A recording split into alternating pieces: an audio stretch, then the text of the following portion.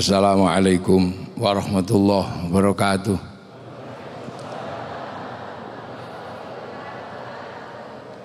Bismillah, alhamdulillah, salatu wassalamu ala rasulillah Sayyidina Muhammad ibn Abdillah wa ala alihi wa ashabihi wa azwajihi wa dhurriyatihi wa ahli baitihi wa man tabi'ahum bi ihsan ila yaumil qiyamah.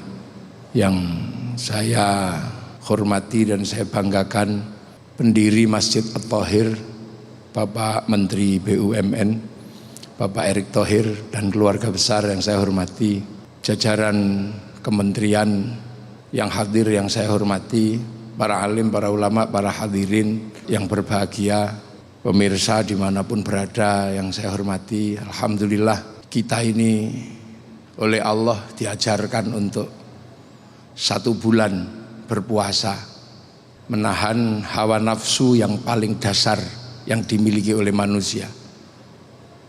Basic instingnya manusia diajarkan untuk ditahan hawa nafsunya.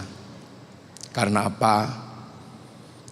Karena kita ini sebagai manusia kelak akan bertanggung jawab kembali kepada Allah. Sebab sebelum kita ke dunia ini, kita sudah pernah berjanji kepada Allah, dan kita pernah diregister secara khusus oleh Allah, didaftarkan dalam registrasi makhluk yang dikirim ke dunia untuk nanti kembali kepada Allah. Registrasi kita diregister di cloud-nya Allah. Jadi dunia ini ada cloud-nya, ada hard disk-nya. Ketika Rasulullah Isra Mi'raj ditunjukkan kotak segala tahu yang berisi rancangan dan program kehidupan di dunia. Cloud itu dikenal dengan nama Lauhil Mahfud. Lauhil Mahfud adalah cloud-nya Allah, dan semua agama mengenal cloud itu, hanya namanya yang berbeda-beda. Orang Nasrani, orang Yahudi menyebutnya Tabut Sulaiman. Orang Yunani menyebut kotak Pandora. Orang Jepang lebih fleksibel menyebut kotak Doraemon.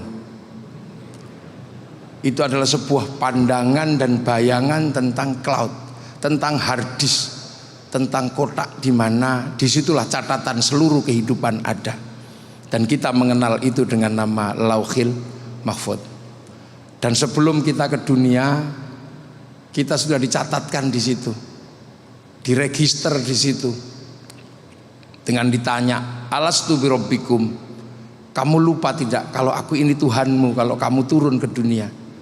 Maka nyawa kita menjawab, ruh kita menjawab, qalu bala syahidna, iya ya Allah, aku akan tetap menjadi saksi bahwa engkau adalah Allah.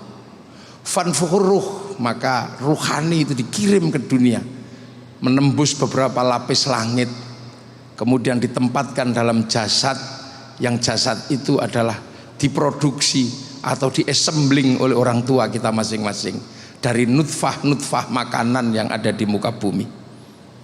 Nutfah itu diesembling, kemudian dijadikan segumpal darah dan dijadikan segumpal daging, dan di dalam daging itulah nyawa bersemayam. Kemudian diproses dalam waktu 9 bulan, dan selama 9 bulan kemudian keluar. Dan ketika keluar, maka yang nampak adalah jasad, dan jasad itu wujudnya mirip dengan yang mengesembling atau yang menyatukan. Kalau yang mengesembling itu Indonesia, maka keluarnya kecil-kecil dan pesek-pesek.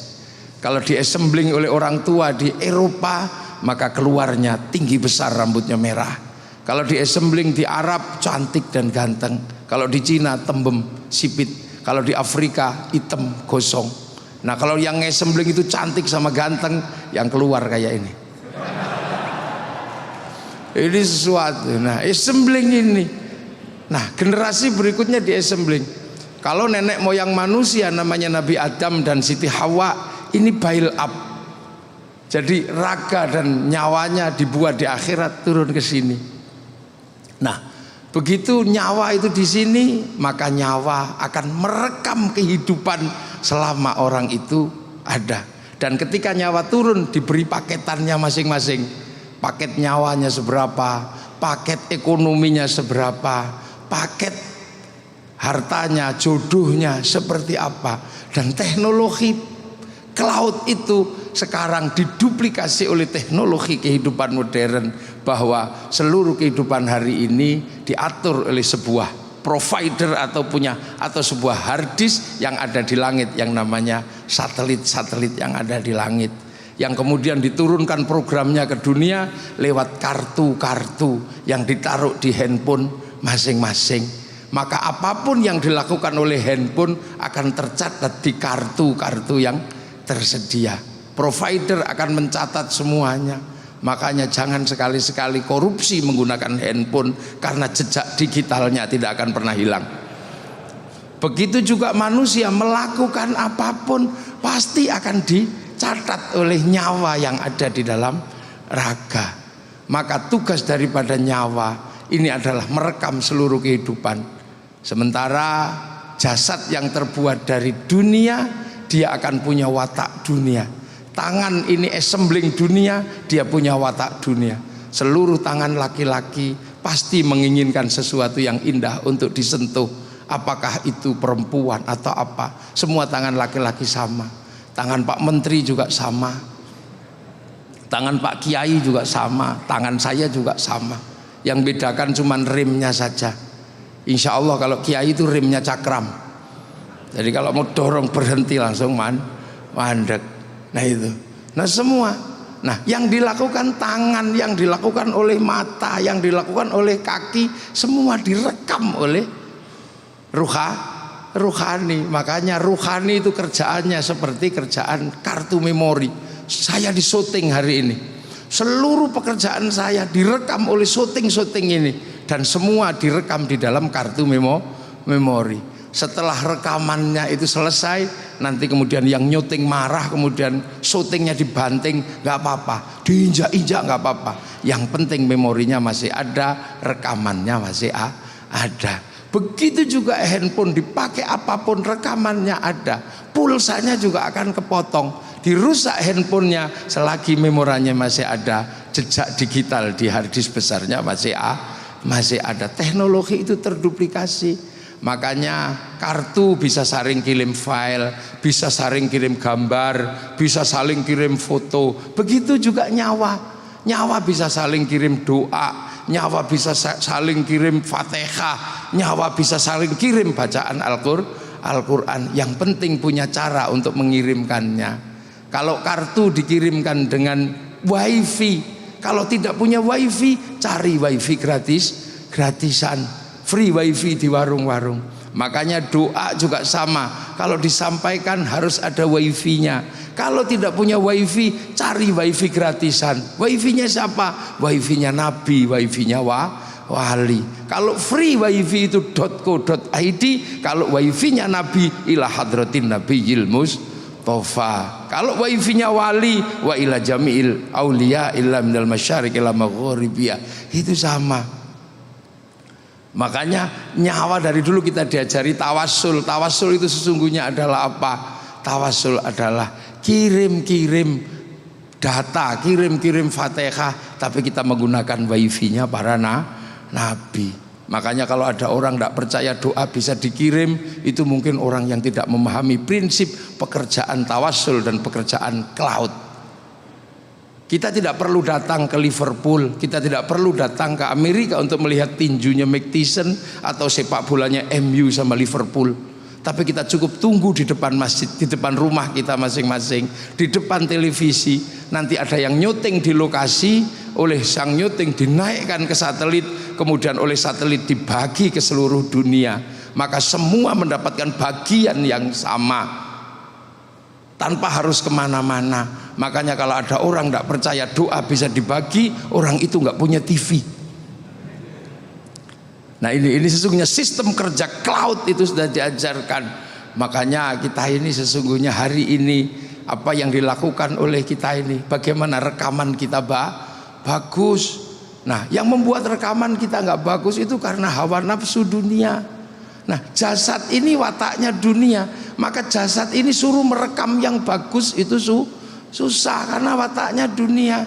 Sementara rohani harus laporan dengan yang bagus, bagus. Maka agar rekamannya bagus, nafsunya diturunkan lewat puasa. Kita disuruh menahan hawa nafsu, insya Allah. Kalau tangan nafsunya sudah turun, megang yang jelek, subhanallah, maka rekamannya subhanallah. Mata melihat sesuatu, masya Allah, rekamannya masya Allah, rekamannya bagus. Tapi kalau nafsunya gede, rekamannya nggak pernah bagus. Lihat apa, wow, rekamannya wow, wo gitu rekamannya. Lihat apa, orang beli TV, kredit, rekamannya kredit. Tapi kalau nafsunya udah turun kendo, masya Allah, alhamdulillah, sendalnya hilang. Kalau nafsunya masih tinggi, kambing yang nyuri. Nanti kemudian ketika di print out keluar kambingnya dipanggil sama Allah. Hei Bing, kenapa kamu ada dalam hatinya orang ini? Saya nggak terima sama orang itu ya Allah. Masa saya dituduh nyuri sendal, padahal dia kan tahu seumur-umur gak ada kambing kok nyuri sendal. Saya nggak terima dia. Loh, ini rekamannya bagus. Makanya kalau orang ini rekaman nafsunya udah kendo, turun enak. Apapun rekamannya bagus. Bahkan lihat ayam naik masjid, rekamannya bagus. Alhamdulillah ada ayam naik masjid At-Thahir. Kapan ayam itu berak? Begitu ayam itu berak cerot, alhamdulillah, akhirnya saya bisa praktek toharoh, membersihkan tahi ayam dari atas masjid. Rekamannya selalu bagus. Makanya orang kalau rekamannya bagus ini indah. Jadi kita ini biar rekamannya bagus, sambil sekali-sekali download file-file Allah di Lauhil Mahfud, kita download file Al-Quran, kita download. Kalau kuat download 30 juz, kita download 30 juz. Kalau kuatnya cuma download Yasin, kita download ya Yasin. Kalau kuman downloadnya cuma kulhu, ya kita download kulhu. Kita cari counter-counternya. Kalau mau download 30 juz, counternya Pondok Tahfidzul Quran. Kalau cuma mau download Yasin, cari counter Yasinan. Kalau cuma mau download kolhu, cari counter kecil namanya tahlilan. Kalau ibu-ibu mau download satu huruf gak apa-apa, karena bisanya cuma satu huruf. Kalau dipanggil suaminya jawab nun, itu juga satu ayat Al-Quran. Loh, ini di download. Jadi ketika nanti kita bisa pulang, ini rekamannya biar bagus. Karena jasad ini rekamannya gak pernah bagus. Diajak sholat masih saja dunia. Allahu Akbar, ini wajjahtu wajhiya. Tapi karena mata itu dunia, begitu bar ini wajah tuh lihat dunia, sarungnya bolong. Keping ini dunia, Allahu Akbar, ting ting ting, bakso keluar, bakso rekamannya bakso. Bismillahirrahmanirrahim. Sabbihisma rabbikal a'la alladzi khalaqa fasawwa. Lama ini lama ini. Rekaman ini gak pernah bagus.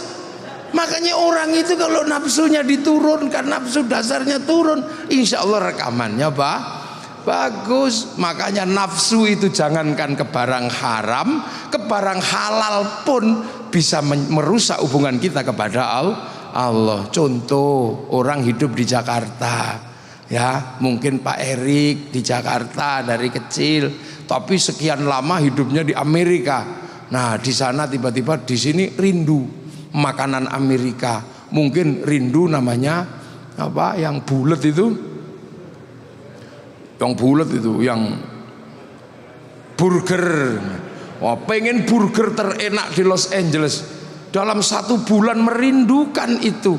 Akhirnya kemudian sampailah pergi ke Los Angeles. Begitu di Los Angeles, burger itu nggak ada yang buka karena hari libur. Akhirnya setiap hari membayangkan burger itu. Satu ketika kemudian main ke rumah Menteri Pertahanan Amerika. Di situ disuguh burger yang sama. Hati-hati jangan dimakan, karena itu halal buat jasmani, haram buat ruhani.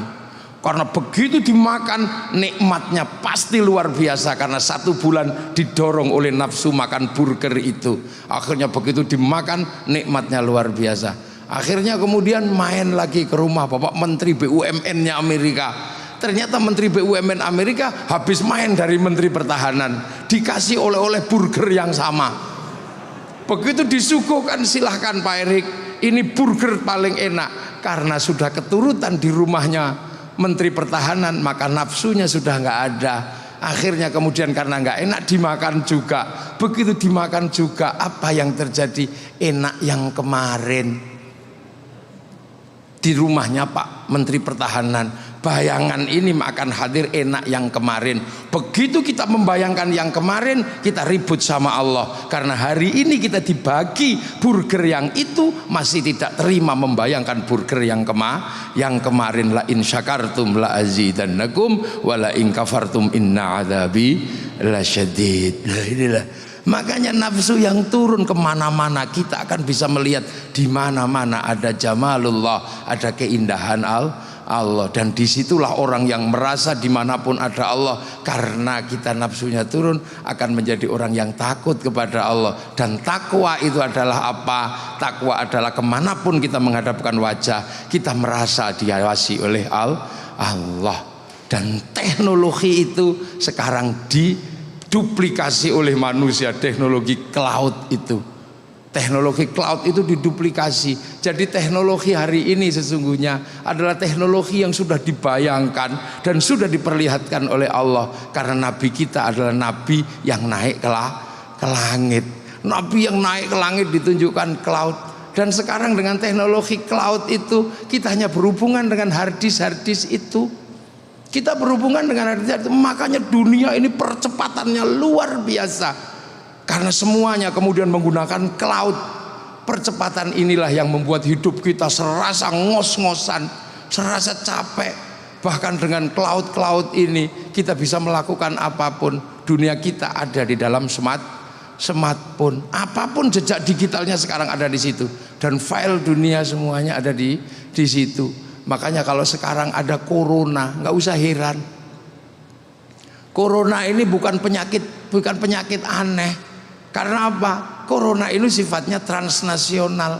Karena manusia kehidupannya sekarang transnasional.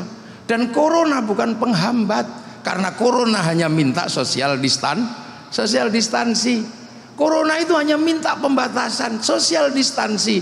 Sementara kalau corona hanya minta social distansi, maka 10 tahun yang lalu kita sudah disosial distansi oleh teknologi. Jadi teknologi sudah mensosial distansi manusia semenjak 10, hampir 15 tahun yang lalu.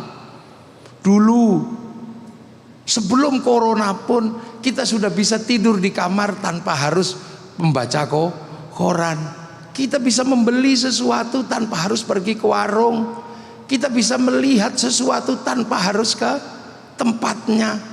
10-20 tahun yang lalu itu nggak bisa, karena teknologi cloud ini belum ada. Sekarang orang ngaji pun tidak harus kemana-mana. Makanya teknologi cloud ini adalah teknologi yang harus hati-hati, karena kita mencari Tuhan juga ada di situ, mencari setan juga ada di situ. Cari jalan menuju Tuhan juga ada, cari jalan menuju setan juga ada. Dan sudah 10 tahun yang lalu. Kalau kita ini kan orang-orang kuno, orang-orang manual, orang-orang yang masih kuno. Dulu kalau kita mau lihat Afrika, kita ini masih nunggu flora dan fauna. Seharian ditunggu yang datang Pak Harmoko. Seharian ditunggu yang datang Pak Murdiono. Sekarang dengan teknologi baru, kita tinggal buka saja. Tinggal buka, nggak harus kemana-mana, nggak harus berdesak-desakan di depan TV. Kita tinggal ketik tengu Afrika, keluar. Kucing Afrika keluar, apapun yang ada di situ bisa keluar semua. Itulah. Jadi semuanya tersedia dan semuanya ada. Dulu kalau kita rindu kepada kekasih, kita ini masih menggunakan kata-kata yang sangat panjang, dan kata-kata itu menghasilkan industri kerinduan. Industri kerinduan, ada industri kertas warna pink, ada industri pulpen warna merah, ada industri perangko, ada industri pos, dan semuanya sekarang tidak ada. Karena apa? Itu sudah tidak dibutuhkan. Runtuh semua, ini dunia baru. Dan itu terjadi sebelum corona. Maka sesungguhnya corona ini bukan sesuatu yang istimewa. Dia penyakit yang terlambat. Dia menakutkan karena menyebabkan kematian, itu aja. Jadi dia bukan problem teknologi, bukan problem apa. Dulu kita rindu tulis surat, untukmu kekasihku. Aku sedang merantau dalam pendidikan. Entah kenapa aku malam hari ini merindukanmu. Setiap melihat bayang-bayang sesuatu, aku seperti melihat bayang-bayangmu. Perih kekasihku. Seperti kata penyair, kau tusuk di sana, berdarah di sini. Itu dulu. Tapi aku yakin kau pun merindukanku. Karena angin yang berbisik malam hari ini membisikkan bahwa kau dan aku sedang duduk di bawah sinar rembulan yang sama. Nah, ini terus ditulis, masukin amplop, terus perangko diambil, didilat, templek ke. Nah, itu sekarang hilang. Makanya kebanggaan Pak Pos juga hilang, apa industrinya hilang semua. Kalau kita rindu tinggal gitu dikirim gitu aja. Cukup di bawahnya ada tulisan kalimat pendek. Dulu kalimat terakhirnya adalah 4 kali 4 16. Sempat dan tidak sempat harus dibalas. Sekarang tulisannya MH gitu. Mah itu aja tulisannya. Ini dunia baru semuanya runtuh. Makanya ini dunia baru dan semua harus disongsong ini. Dulu wartawan di mana-mana ada, sekarang wartawan media cetak sudah mulai tidak ada. Kursusan berhenti. Ini adalah dunia baru dan itu terjadi sebelum ada corona. Maka sesungguhnya kita semua sedang dihadapkan pada sebuah dunia yang sama sekali baru, dunia yang kita tidak akan bisa mengendalikan kalau kita tidak belajar bagaimana memahami dunia yang baru. Inilah kehidupan sekarang, uang digital, kalimat digital. Dulu buku-buku yang ditulis untuk anak-anak kita, kandel alus, sekarang tidak ada karena semua nulisnya pakai keypad. Dan semuanya transnasional. Semuanya transnasional, makanan transnasional, budaya transnasional, teknologi transnasional. Bahkan penyakit sekarang sudah berubah menjadi penyakit transnasional. Itu hal yang wajar dan hal yang biasa. Maka kita sebagai kaum muslimin menghadapi situasi seperti itu bukanlah sesuatu yang mudah, karena ini dunia. Dan dunia ini adalah apa yang harus kita lewati untuk kembali kepada akhirat. Maka agama pun harus hati-hati dan waspada dalam situasi ini. Karena apa? Agama dipakai oleh orang di dunia, dan dunia berubah dan berkembang. Maka pemahaman orang terhadap agama pun juga tidak statis, dia akan dinamis. Nah, hal-hal seperti ini harus direspon dengan bagus. Ngaji sekarang sudah tidak lagi datang ke tempatnya hanya karena di sini masjidnya bagus, maka kita tidak virtual, tapi kita datang ke masjid ini karena sekalian melihat mahakarya Masjid At-Thohir yang dibangun oleh Bapak Erick Thohir. Lihat, dan ternyata masjid ini luar biasa. Dan masjid ini mungkin suatu saat hanya akan ada orang yang sholat, karena jamaah berikutnya adalah akan sholat di Masjid At-Thohir secara virtual. Itu bisa terjadi. Tinggal dicari dasar hukumnya, karena selama pandemi juga sudah ada Jumatan virtual. Dan teknologi ini tidak pandang apapun, tidak pandang bulu, semuanya bisa pakai, seluruh dunia bisa pakai, di pedalaman dunia manapun bisa pakai. Nah, ini dunia yang berkembang, maka responnya hati-hati. Kita sebagai orang beragama, kita sebagai orang muslim, kita harus waspada dengan perubahan ini. Dan ini bukan sesuatu yang harus dihentikan. Karena apa? Kita tidak mungkin bisa menghentikan pergerakan peradaban seperti ini. Karena apa? Agama bergerak seiring dengan perjalanan manusia yang bergerak. Tantangan-tantangan ini pasti akan ada. Karena manusia pada dasarnya adalah manusia itu dinamis. Perubahan pasti terjadi. Dari manusia yang bercocok tanam, menggunakan sapi, Manusia kemudian capek menggantikannya dengan traktor sehingga sapi istirahat, dan sekarang menjadi traktor. Nanti traktor juga lama-lama akan istirahat dan kita nggak tahu akan terjadi apa. Udah agama seperti itu. Makanya jangan hitam putih. Misalnya saya kiai, saya bisa mengajarkan agama yang baik, bagaimana sholat yang baik. Tapi sholat itu nutup aurat, karena kita di dunia tutup aurat itu urusannya kain itu urusannya pabrik kain. Urusan pabrik kain kiai sudah tidak tahu entah siapa yang memproduksi kain, karena kain urusannya pabrik kain. Sholat itu harus toharoh itu urusannya pakai air itu urusannya sekarang pakai sanyo. Kiai sudah gak sanggup mikir sanyo. Ada urusan yang ngurus sanyo karena dia dunia. Setelah dari sanyo diurus pakai pipa. Yang ngurus pipa pabriknya lain lagi. Kiai bisa ngajarkan haji yang paling mabrur sekalipun bisa diajarkan, tapi urusan pemberangkatan itu urusannya pesawat urusannya Boeing sama urusannya Airbus, itu urusannya Yahudi sama urusannya Nasrani. Makanya hati-hati, kalau Yahudi kamu bunuh semua, kamu bisa pergi haji dengan berenang. Ini dunia seperti itu. Kita nggak bisa terus kemudian nih. Makanya pemerintah Arab Saudi menyambut tamunya Allah juga sama, karena tamu itu berbeda-beda. Urusan haji, urusan tawaf bisa ditata oleh kaum muslimin, tapi urusan penginapan difasilitasi oleh pemerintah Saudi, tapi pemerintah Saudi manggil orang Amerika yang juga bukan Islam, namanya Paris Hilton, untuk membangun Hotel Hilton. Semoga tahun depan atau tahun berikutnya pemerintah Saudi memanggil Pak Erick Thohir untuk membangun Hotel At-Thohir di Saudi Arabia. Gitu. Kalau selama ini kemudian orang capek di sana, mungkin karena tamu Allah berbeda-beda. Ada yang makanannya adalah makan unta, mungkin capek makan unta, maka kemudian pemerintah Saudi memanggil ayam goreng dari Amerika. Maka tidak tertutup kemungkinan nanti pemerintahan Saudi Arabia memanggil Pak Buas untuk apa? Membangun rumah makan di Saudi Arabia. Itu penting.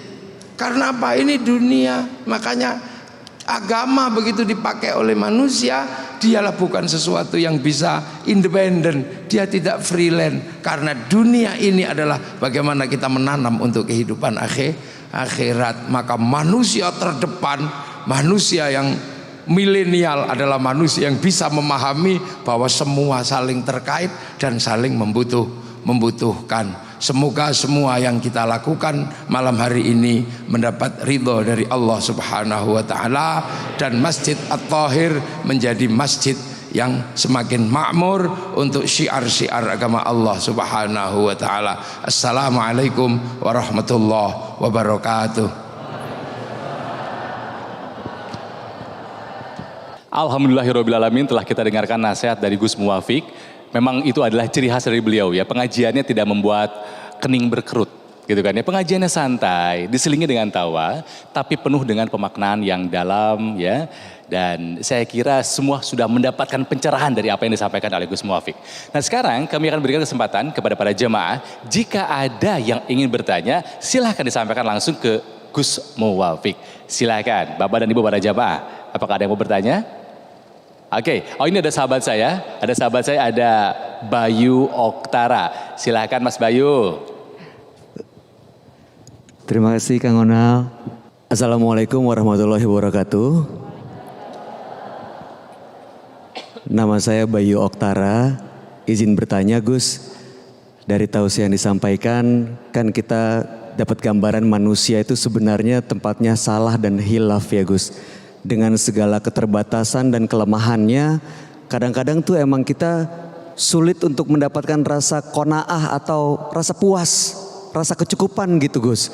Jadinya kita insecure, pengen dapat apa yang orang punya. Nah tapi kan seperti Gus tadi sampaikan, kita harus bersyukur. La in syakartum la azidanakum. Nah bagaimana caranya mengubah itu tuh Gus?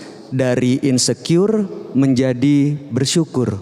Mohon tipsnya Gus. Assalamualaikum warahmatullahi wabarakatuh. Jadi Mas Bayu Oktara ya, bagaimana melahirkan rasa syukur. Cara paling gampang itu adalah lihat yang di bawah kita. Jangan melihat yang di atas kita. Lihatlah apa yang kita miliki dan lihatlah apa yang dimiliki orang-orang di bawah kita. Itu hal yang paling sederhana. Tapi karena syukur itu sesungguhnya adalah sifat yang diberikan oleh Allah kepada manusia, yang manusia sendiri memang tercetak dari material-material dunia. Yang material dunia itu adalah material-material yang memang susah untuk bersyukur. Jadi material dunia ini memang susah untuk bersyukur. Tangan ini material dunia, dia susah untuk bersyukur. Mata itu material dunia, dia susah untuk bersyukur. Sementara syukur itu adalah harapan hati untuk bisa menerima keadaan apapun yang diberikan oleh Allah. Harapan syukur itu pasti diharapkan oleh hati.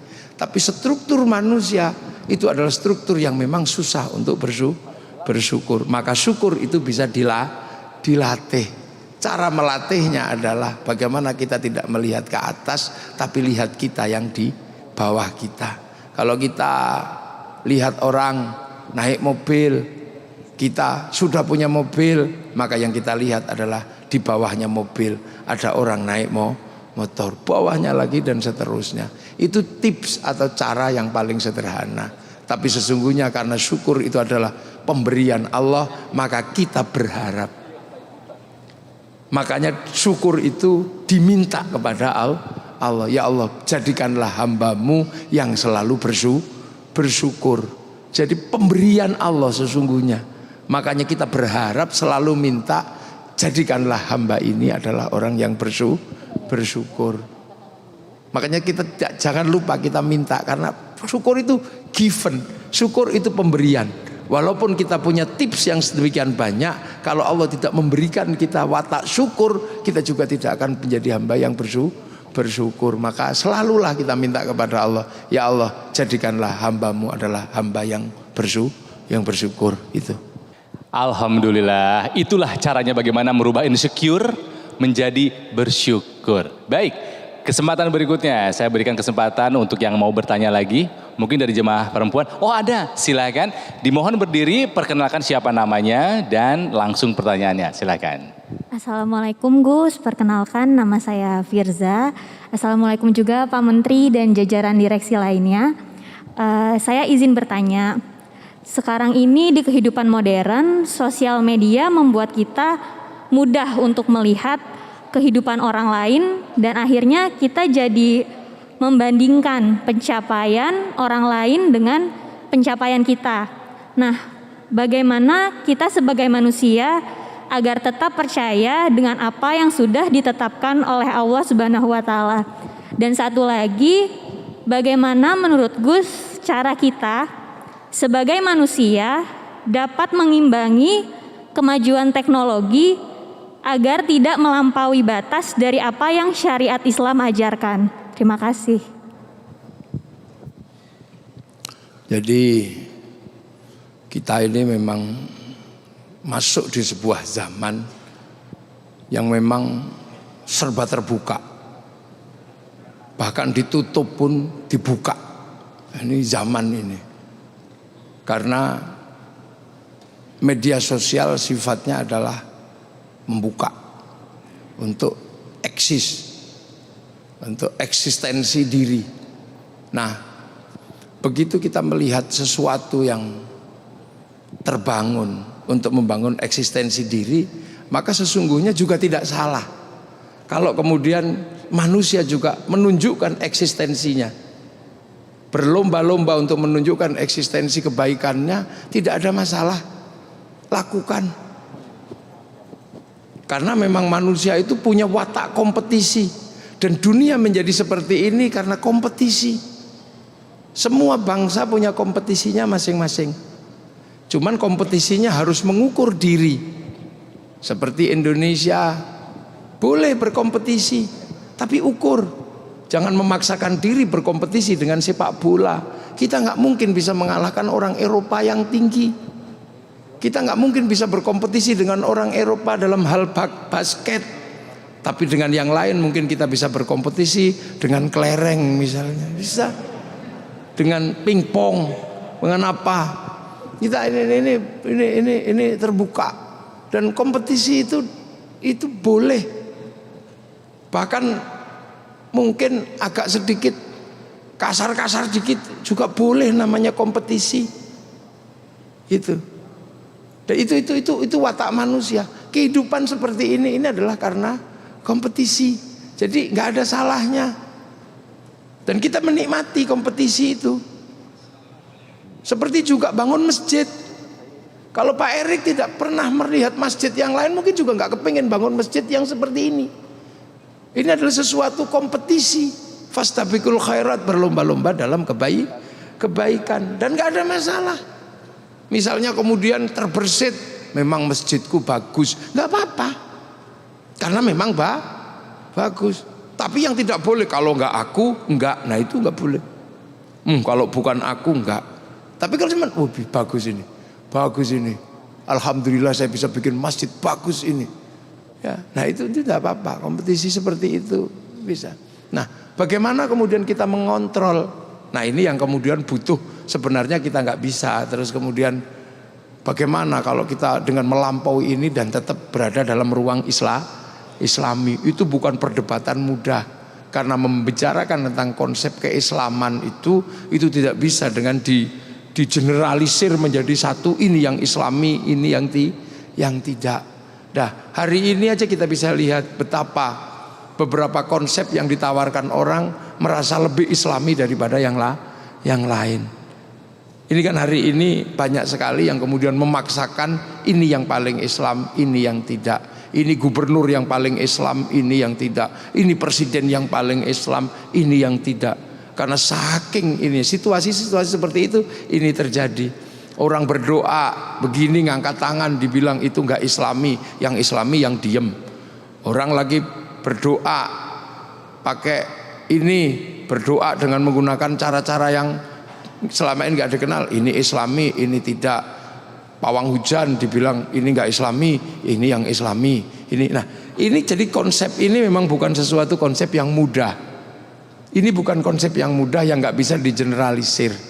Tentang kerudung, ini yang paling Islami, ini yang tidak. Ini yang jilbab, ini yang hijab. Hari ini memang butuh pembelajaran, dan insya Allah nanti dengan terbukanya media-media sosial, orang akan punya pemahaman yang bagus dan semakin ke depan, bukan kemudian semakin mundur. Ini sebenarnya era keterbukaan, ini era pembelajaran yang luar biasa. Bisa. Yang jelas bahwa Islam itu apa? Syahadat. Islam itu apa? Sholat. Sudah. Islam itu apa? Zakat. Islam itu apa? Puasa. Islam itu apa? Haji. Sudah. Itu Islam. Sholat ya sudah. Yang paling Islami itu apa? Rukuhnya yang merah, apa rukuhnya yang hitam? Itu nggak usah diperdebatkan. Mukenanya yang panjang apa yang batik-batik? Nah itu perdebatannya di situ. Sholat itu apa pakai masjid? Apakah masjid yang lurus atau yang menceng? Nah itu yang nggak akan berhenti.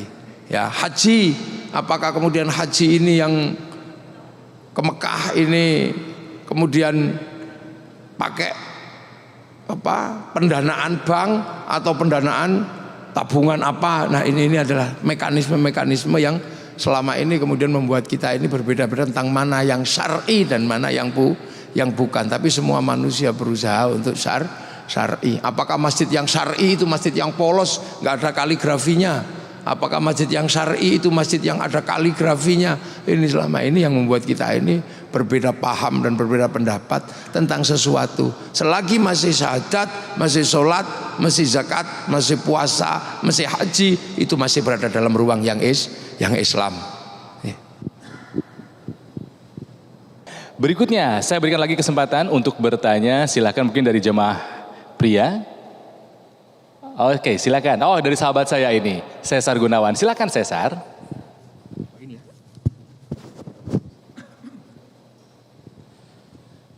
Assalamualaikum Gus. Selamat malam Pak Erik. Salam sehat untuk kita semua. Saya Cesar Gunawan. Yang ingin saya tanyakan ke Gus adalah senada dengan apa yang baru saja disampaikan oleh teman kita, yaitu tentang sesuatu yang begitu dekat dan sangat mudah kita dapat, yaitu informasi.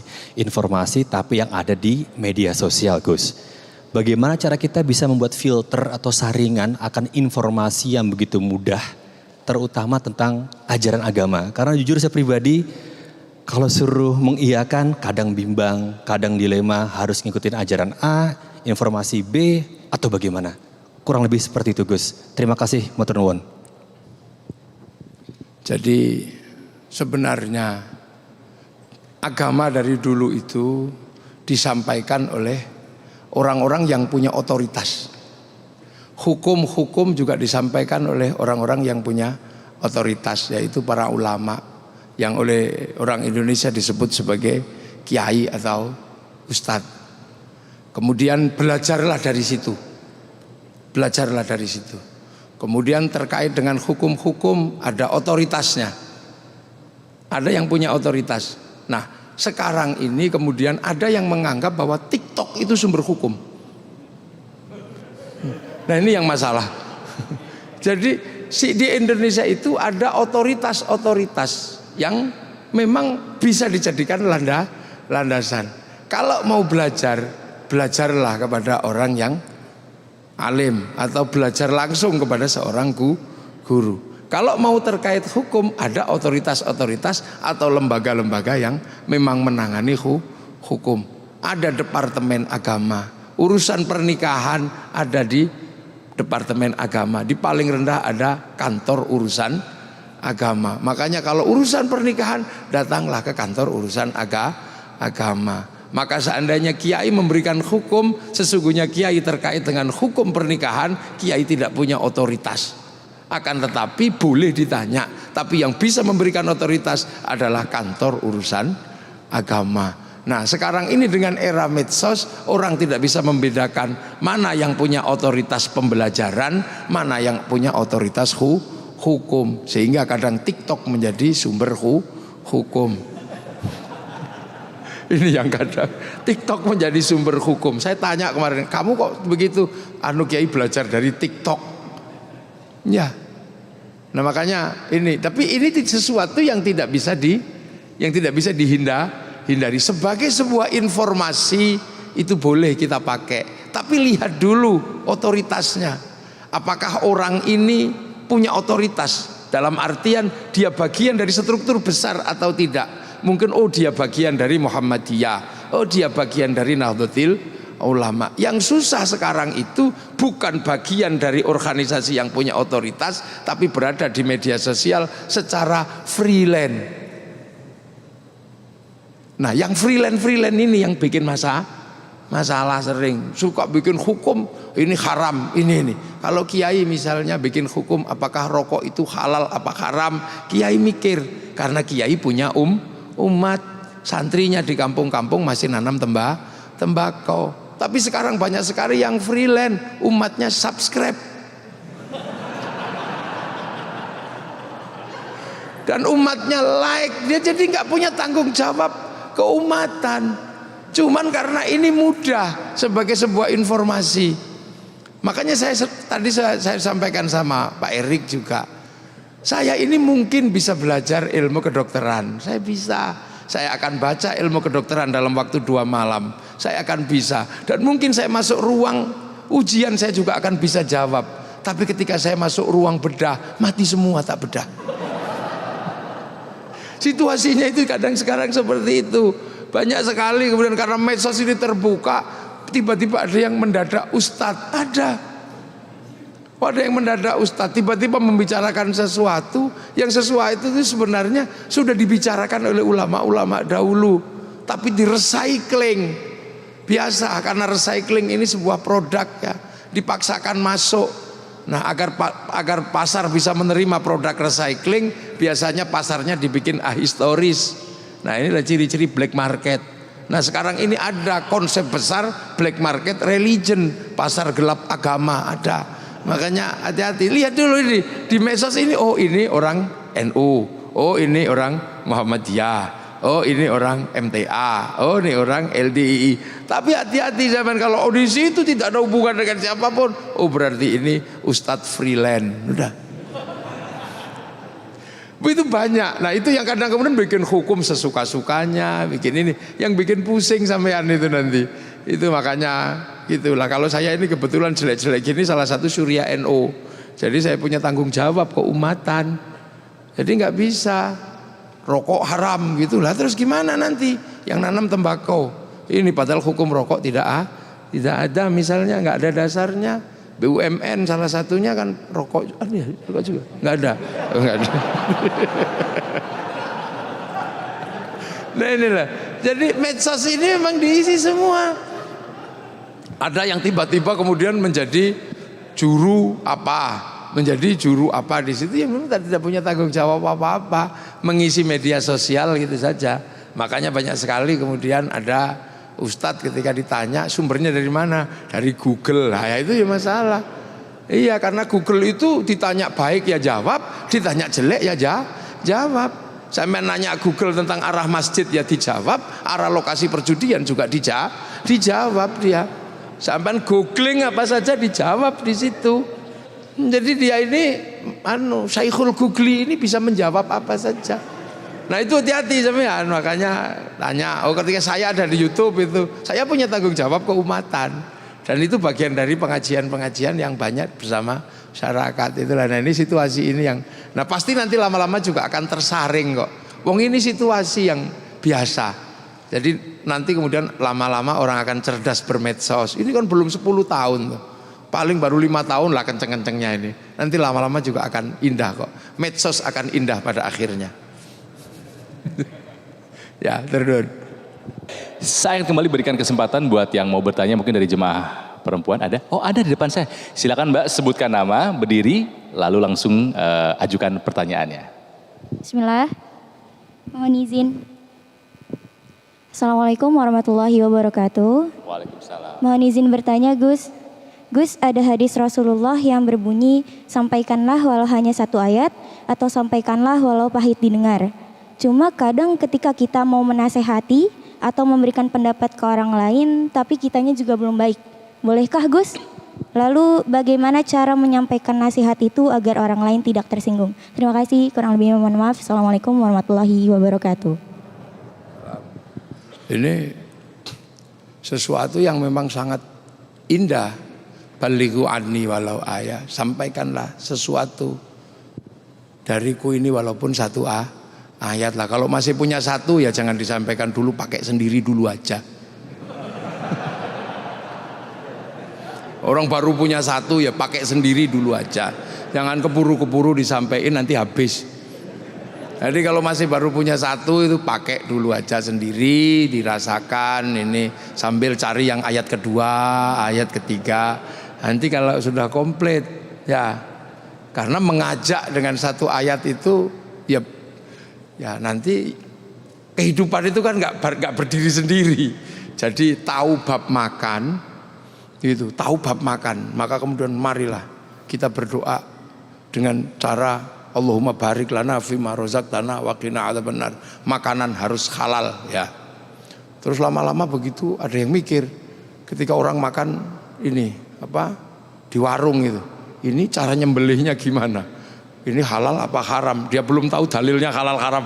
Nanti pusing itu malam-malam bulat. Jadi kalau masih punya 1 ya dipakai sendiri aja. Semoga aja cukup. Nah itu 1 ayat itu kamu pakai, insya Allah masuk surga itu kalau udah gitu. Jangan sampai kemudian 1 dipakai ini. Kenapa? Karena ud'u ila sabili rabbika itu bil hikmah. Bil hikmah. Hikmah itu suatu yang luar biasa.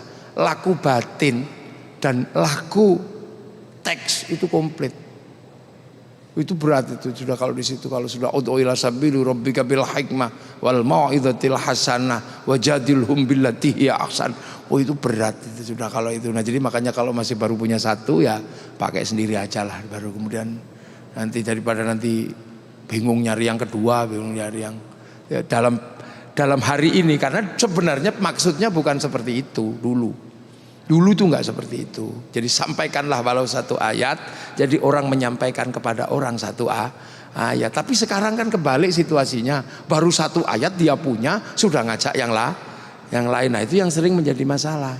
Sesungguhnya maksudnya bukan itu. Maksudnya adalah sampaikan kepada orang walaupun satu ayat. Misalnya kayak perempuan yang nggak bisa baca Quran setiap hari, bisanya cuma nun, ya sampaikanlah kalau panggil suamimu jawab nun, itu satu ayat. Atau kemudian diajari satu ayat Bismillahirrahmanirrahim, maka kalau kamu megang sesuatu, melakukan apapun, mulai dengan Bismillah. Tapi kalau misalnya kemudian kita baru satu, ya jangan ngajak yang lain dulu. Ya gitu Mbak ya. Turun. Itulah jawaban dari Gus Muwafiq terkait pertanyaan yang tadi disampaikan. Saya masih akan berikan satu lagi kesempatan buat yang mau bertanya, mungkin dari jemaah laki-laki. Silahkan, oh ini ada sahabat saya juga, Kemal Mohtar. Silahkan Kemal. Assalamualaikum warahmatullahi wabarakatuh. Selamat malam Gus, selamat malam Pak Erick Thohir. Pertanyaan saya mengenai sedekah Gus. Jadi yang saya tahu selama saya hidup dan saya banyak dikasih tahu oleh orang lain dan termasuk orang tua saya adalah ketika kita bersedekah, kita boleh mengharapkan sesuatu berlipat ganda. Tapi akhir-akhir ini balik lagi di sosial media, saya menemukan banyak kalimat yang katanya kita tidak boleh mengharapkan sesuatu dari perbuatan baik atau sedekah yang kita lakukan. Nah, saya pengen tahu pendapat dari Gus bagaimana. Terima kasih. Assalamualaikum warahmatullahi wabarakatuh. Alam. Jadi bersedekah itu adalah memberikan sesuatu. Wa mimma razaqnahum yunfiqun. Jadi dari apa yang kita memiliki ini kita infakkan. Nah, ketika infak itu memang ada yang namanya tanggung jawab. Nah, yang namanya tanggung jawab itu zakat. Ya, sudah zakat ini tanggung jawab kita keluarkan. Nah, ada yang namanya sedekah itu bukan sesuatu yang wajib. Nah, sesuatu yang tidak wajib itulah yang kemudian orang kadang dari situ pengen mendapatkan kelipatannya. Boleh apa tidak? Ya boleh aja, wong berharapnya kepada Allah. Kepada Allah itu apa yang nggak boleh sih? Boleh aja semua. Sampean mengharapkan kirim surat terus habis itu diterima punya istri cantik, itu kan juga berharap. Terus kemudian ada yang puasa 3 hari 3 malam berharap naik jabatan, boleh. Sedekah kalau tiba-tiba pengen mendapatkan berlipat ganda, boleh aja. Tapi jangan paksa Allah, gitu aja. Urusan dikasih apa tidak itu urusannya Allah. Kalau manusia boleh aja berharap, apa aja boleh kok. Wong nggak modal aja berharap itu boleh. Cuman gini berharap, ya Allah, aku minta ya Allah istri yang cantik, boleh. Nggak modal, cuman modal ngangkat tangan aja kok itu. Apalagi yang mengeluarkan harta, boleh. Cuman jangan paksa Allah. Jangan kamu kira dengan kamu melakukan itu kamu paksa Allah untuk nuruti kamu, jangan. Memang yang Allah itu kamu apa? Allah. Itu jadi doa itu boleh aja, apa aja boleh. Berharap kepada Allah itu boleh. Tapi kembalikan bahwa terserah Allah mau kasih ya atau tidak. Karena apa? Jangan bergantung kepada amal kita untuk memaksa Allah, bahwa amal itu ya kewajiban kita aja. Sedekah itu adalah hal yang harus dilakukan oleh orang yang punya uang. Ibadah itu dilakukan oleh seorang hamba. Makanya dalam satu kitab hikam yang pertama kali dijelaskan, min alamatil i'timadi alal amal nuqsanur raja'i 'inda wujudiz zalal. Jadi orang yang terlalu banyak bergantung kepada amalnya, itu adalah tanda-tanda orang itu akan berkurang pengharapannya kepada Allah. Dia lebih bergantung kepada amalnya bukan kepada Allahnya. Nah itu makanya ada orang terus kemudian memaksa dengan amal seolah-olah dia akan bisa memaksa Allah. Akhirnya dengan amal dia merasa bisa masuk surga. Akhirnya bahwa surga itu ditentukan oleh amal. Padahal surga itu ditentukan terserah Allah. Ini cara-cara dasar berpikir seperti ini. Dan itu ada di dalam tradisi pesantren, diajari ngaji kitab namanya kitab hikam. Kitab hikam itu yang nulis Ibnu Athaillah As-Sakandari. Itu ada. Jadi nggak apa-apa, boleh aja. Boleh, tapi jangan paksa Allah gitu aja. Gitu. Jangan paksa Allah. Jadi Allah, enggak ya Allah kalau enggak ini awas gitu, jangan. Nah sekarang itu kan. Makanya kalau mau sedikit agak serius bareng-bareng, jadi jangan sendirian. Nah sekarang orang itu mau maksa Allah sendiri-sendiri. Makanya kiai itu kalau dulu punya hajat besar bareng-bareng. Jadi enggak sendirian biar pantas. Makanya terus kalau doa bareng-bareng sak masjid itu bismillahirrahmanirrahim, yang lain amin. Amin, amin gitu. Nah itu sebenarnya cara-cara agar pantas ketika minta bareng amin. Kalau kecapean amin gitu. Sama sholawat juga doa, tapi biar dilihat Allah bareng-bareng sholawatan gitu. Sampai kemudian ada gagang pancing begini-begini, ada apa, itu kan ada spanduk, ada apa. Itu sebenarnya dalam rangka apa? Dalam rangka adalah kebersamaan kita itu diharapkan dilihat oleh Allah. Jadi minta boleh, jangan paksa Allah ya. Karena lalu langsung kita kemudian merasa bahwa dengan amal kita ini akan mendapatkan dari Allah, maka kita lebih banyak bergantung kepada amal, bahwa kita lupa pada Allah, bahwa kita sampai ke sana itu terserah Allah, bukan karena kendaraan kita. Terunun.